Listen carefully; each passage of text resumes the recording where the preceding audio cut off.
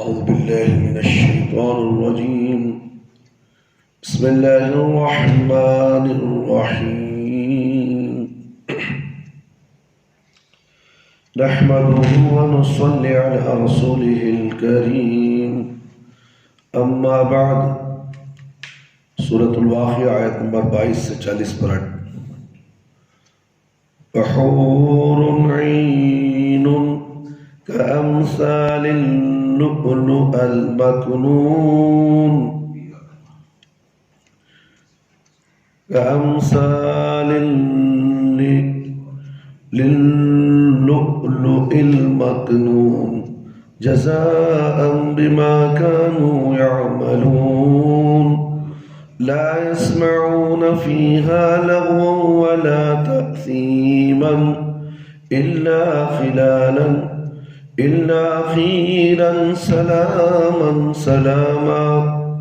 وأصحاب اليمين ما أصحاب اليمين في سدر مقضود وطلح منضود وظل ممدود وماء مكسوب وفاكهة كثيرة لا مقطوعة ولا ممنوعة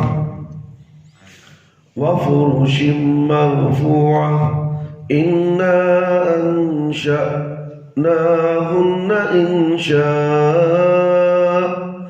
فجعلناهن أبكارا عربا أترابا لأصحاب اليمين ثلة من الأولين وثلة من الآخرين. وأصحاب الشمال ما أصحاب الشمال في سموم وحميم وظل من يحموم لا بارد ولا كريم إنهم كانوا قبل ذلك مترفين وكانوا يصرون على الحنث العظيم وكانوا يقولون أإذا متنا وكنا ترابا وعظاما أإنا لمبعوثون أوآباؤنا الأولون. اور بڑی آنکھوں والی حوریں ملیں گی جو سیپ میں بند موتی کے مانند خوبصورت ہوں گی. یہ دنیا میں ان کے نیک اعمال کا بدلہ ہوگا. وہاں وہ نہ کوئی بےہودہ بات سنیں گے اور نہ کوئی گناہ کی بات، صرف سلام سلام کی آوازیں سنیں گے. اور دائیں والے لوگ کیا ہی خوش قسمت ہوں گے کہ دائیں والے لوگ وہ بے کانٹے والی بیریوں کے درختوں میں ہوں گے. ان کے لیے تہ بہ کیلے ہوں گے اور لمبے پھیلے ہوئے سائے ہوں گے اور بہتے ہوئے پانی کے جھرنے ہوں گے اور بہت سارے پھل ہوں گے جو نہ کبھی ختم ہوں گے اور نہ ان سے کبھی روک دیے جائیں گے. اور ان کے لیے اونچے فرش ہوں گے. ہم نے ان حوروں کو بطور خاص پیدا کیا ہے، انہیں کنواری بنایا ہے، انہیں اپنے شوہروں کو محبت دینے والی اور ان کی ہم عمر بنایا ہے.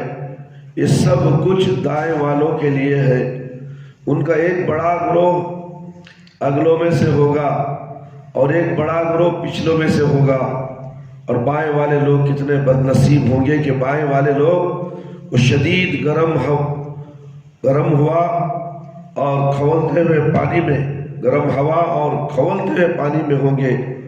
سیاہ دوہے کے سائے میں ہوں گے جو ٹھنڈا ہوگا، جو نہ ٹھنڈا ہوگا نہ گرم. وہ لوگ بے شک اس سے پہلے دنیا میں عیش پرست تھے اور بڑے گناہوں کے ارتکاب پر اصرار کرتے تھے اور کہا کرتے تھے کہ کیا ہم مر جائیں گے اور مٹی اور ہڈیاں رہ جائیں گے تو کیا واقعی ہم دوبارہ اٹھائے جائیں گے؟ اور کیا ہمارے ماضی میں گزرے ہوئے باپ دادے بھی اٹھائے جائیں گے؟ اور اللہ کے ان مخرب بندوں کو بڑی بڑی کشادہ اور خوبصورت آنکھوں والی حوریں ملیں گی جو سیپ میں بند موتیوں کے مانند بے داغ سفید ہوں گی، اور یہ حوریں انہیں ان نیک اعمال کے سبب ملیں گے جو دنیا میں اللہ کی رضا کی خاطر کرتے رہے تھے، اللہ کے علاوہ کسی اور کی عبادت اور بندگی نہیں کرتے تھے، اور ان جنتوں میں وہ کوئی غیر مفید گفتگو اور بکواس نہیں سنیں گے، وہاں وہ صرف اچھی اور عمدہ باتیں سنیں گے اور ایک دوسرے کو خوشخبری دیں گے کہ اب تمہارے لیے ہمیشہ کے لیے ہر رنج و علم، غم و انداز سے سلامتی ہے۔ مفسرین لکھتے ہیں کہ یہ بات دلیل ہے کہ اہل جنت آپس میں بہت ہی پاکیزہ گفتگو کریں گے جس سے آپس میں محفوظ ہوں گے اور کسی کی دل آزاری نہیں ہوگی۔ رب ذوالجلال والاکرام سے دعا ہے کہ وہ ہم پر بھی کرم فرماتے ہوئے جنت میں داخل فرما دے، آمین یا رب العالمین۔ اب ان اہل جنت کا ذکر ہو رہا ہے جنہیں اللہ تعالیٰ نے اصحاب الیمین کہا ہے، جنہیں عرش کے دائیں جانب جگہ ملے گی اور جن کے نامہ اعمال ان کے دائیں ہاتھوں میں ملیں گے۔ اللہ تعالیٰ نے فرمایا کہ ان دائیں جانب والوں کا کیا پوچھتے ہو، وہ تو بڑے اونچے لوگ ہوں گے اور ان کی سعادت و نیک بختی اوج ثریا کو پہنچی ہوگی۔ ان کے لیے ایسی بیریں ہوں گی جو کانٹوں اور نقصان دہ شاخوں اور پتوں سے اکثر صاف ہوں گی، اور کیلے ہوں گے اوپر سے نیچے تک پھلوں سے بھرے ہوں گے۔ سدی نے لکھا ہے کہ جنت کے کیلے دنیا کے کیلے کے مشابہ ہوں گے، لیکن وہ شہد سے بھی زیادہ میٹھے ہوں گے، اور حد نگاہ تک پھیلے ہوئے سائے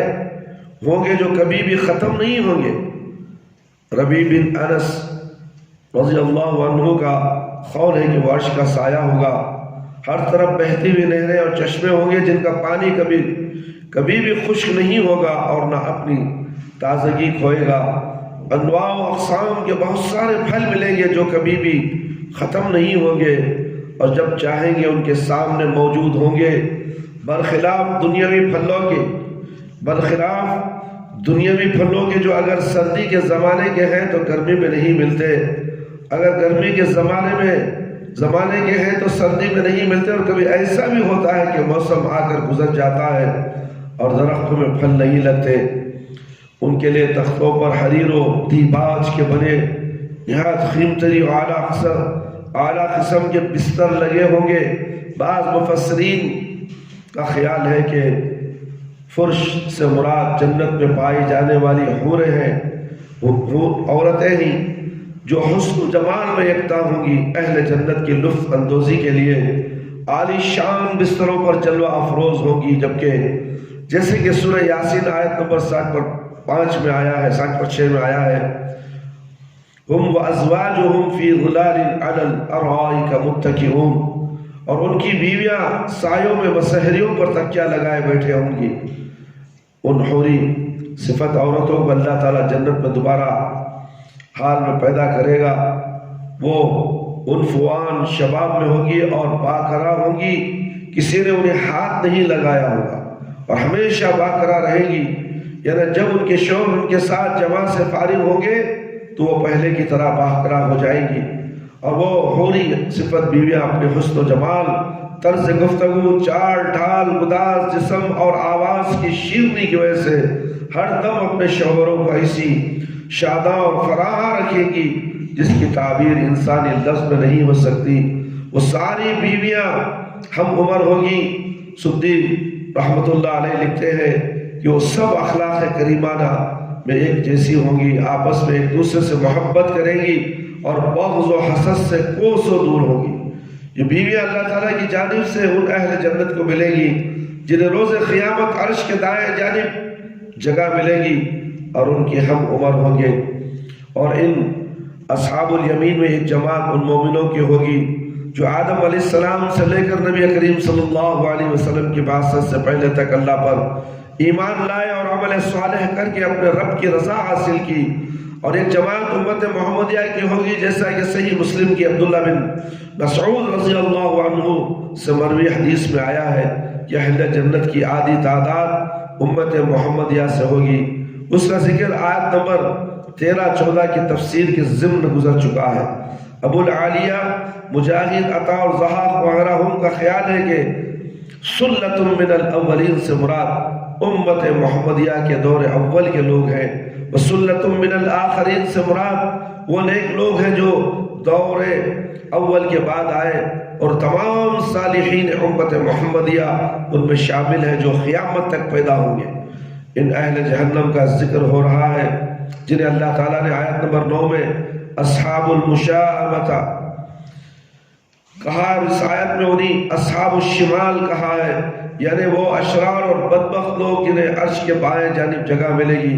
جن کے نامہ ہے اعمال ان کے بائیں ہاتھ میں دیے جائیں گے، وہ بڑے ہی بدقسمت لوگ ہوں گے، ان کے لیے ان کا ٹھکانہ جہنم ہوگا، جس کی تپش اور کھولتا ہوا پانی ان کی جانوں کو ہر لمحے بے چین اور مضطرب رکھے گا، اور ان کے سروں پر آگ اور سیاہ دھواؤں کا سایہ ہوگا جس میں نہ ٹھنڈک ہوگی اور نہ ہی کوئی دوسری اچھائی، اس لیے کہ وہ نار جہنم کا دھواں ہوگا جو نہایت وحشت ناک اور کرب انگیز ہوگا۔ ان کا یہ انجام بد اس لیے ہوگا کہ وہ دنیا کی زندگی میں جسمانی لذتوں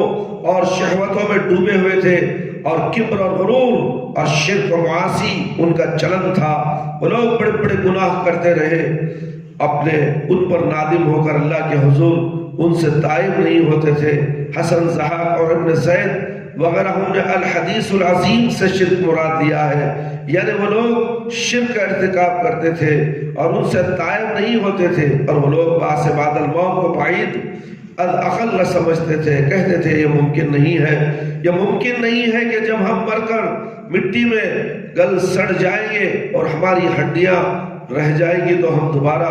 زندہ کیے جائیں گے، جیسا کہ سورۃ النحل آیت نمبر 30-8 میں آیا ہے، وَأَقْسَمُوا بِاللَّهِ جَهْدَ أَيْمَانِهِمْ لَا يَبْعَثُ اللَّهُ مَنْ يَمُوتُ، وہ اللہ کے نام کی بڑی بڑی قسمیں کھاتے تھے کہ جو آدمی مر جائے گا اللہ اسے دوبارہ زندہ نہیں کرے گا۔ وہ لوگ اپنے آپ سے زیادہ اپنے باپ داداؤں کے زندہ کیے جانے کو بعید عقل سمجھتے تھے، جن کو مرے ہوئے ایک زمانہ بیت گیا۔ اللہ رب العالمین سے دعا ہے کہ اللہ تعالی ہم سب کو ان تمام قرآن اور حدیث کی باتیں جو ہم نے آپ کے سامنے پیش کی ہیں وہ بہو جیسا تھا قرآن کی آیت کا ترجمہ پھر اس کی تفسیر ہم نے آپ کے سامنے وہ بہو پیش کی ہے۔ امید کرتا ہوں کہ اللہ تعالیٰ مجھے بھی اور آپ تمام کو بھی سن کر اس پر عمل کرنے کی توفیق عطا فرمائے، ہمیں پکا اور سچا مسلمان بنا دے، مومن بنا دے، تاکہ ہمیں بھی وہ جنت الفردوس عطا ہو جس کا واقعہ سورہ واقعہ میں ہم نے سنا ہے۔ نیک لوگوں کے لیے، متقی لوگوں کے لیے جو اللہ سے ڈرنے والے ہیں، وقت پر نماز پڑھنے والے ہیں، پانچوں وقت کی نماز پڑھنے والے ہیں، جو پانچوں وقت کی نماز کو ٹھکرا کر اپنی منمانی کرتے ہیں، ان کے لیے جنت ہرگز نہیں ہے میرے بھائی میرے دوست۔ اس لیے ہمیں اللہ کے حکم کی تعمیل کرتے ہوئے اس دنیا میں زندگی گزارنا ہے۔ اے اللہ ہمیں ایسے ہی گزار جیسا تیرا حکم ہے، پیارے نبی صلی اللہ علیہ وسلم کی شریعت کے مطابق اس دنیا میں گزارنے والا بنا دے۔ اے اللہ اور ہمیں جنت الفردوس میں اعلیٰ سے اعلیٰ مقام میں جگہ عطا فرما، آمین یا رب العالمین۔ اے اللہ ہمارے گناہوں کو بخش دے، اے اللہ ہمیں 5 وقتہ نمازی بنا دے، وقت پر نماز پڑھنے والا بنا دے، ہماری نمازوں میں خشوع اور خضوع عطا فرما۔ اے اللہ ہماری جائز دعاؤں کو قبول فرما لے، اے اللہ شرک سے بچا لے، بدعت سے بچا لے، اے اللہ ہم سب کو صراط مستقیم پر چلا دے۔ اے اللہ کرونا جیسی موذی بیماری جو پھیلتی جا رہی ہے، اے اللہ ساری دنیا کے لوگ مسلمان سب خوف و ہراس میں مبتلا ہے، اے اللہ ہر ایک کو اس بیماری سے بچا لے، اے اللہ اس بیماری کو بچا لے، اگر بیماری لائق ہوئے تو اے اللہ دعاؤں کے ذریعے دواؤں کے ذریعے اے اللہ شفا کلی، شفا عاجلہ، شفا کاملہ عطا فرما میرے پروردگار۔ قبر کے عذاب سے بچا لے، جہنم کی آگ سے بچا لے، قبر کے سوالات بالکل آسان فرما دے، قبر کی تاریکی کو روشنی بدل دے، میدان حشر میں رسوائی سے بچا لے۔ اے اللہ ہمیں موت دے تو ایمان کی حالت میں موت دے، جب ہماری روح ہمارے جسم سے نکلے تو اے اللہ ہماری زبان پر کلمہ لا الہ الا اللہ محمد رسول اللہ جاری رہے۔ ربنا آتنا في الدنيا حسنة وفي الآخرة حسنة وقنا عذاب النار ربنا ظلمنا أنفسنا وإن لم تغفر لنا وترحمنا لنكونن من الخاسرين ربنا هب لنا من أزواجنا وذرياتنا وقرة أعين واجعلنا للمتقين إماما رب هب لي من الصالحين يا مقلب القلوب ثبت قلبي على دينك يا مقلب القلوب ثبت قلبي على دينك يا مقلب القلوب ثبت قلبي على دينك اللهم أجرني من النار اللهم أجرني من النار اللهم أجرني من النار اللهم إني أعوذ بك من البرص والجنون والجذام ومن سيء الأقسام اللهم أذهب خرها وبردها ومرضها ربنا لا تزغ قلوبنا بعد إذ هديتنا وهب لنا من لدنك رحمة إنك أنت الوهاب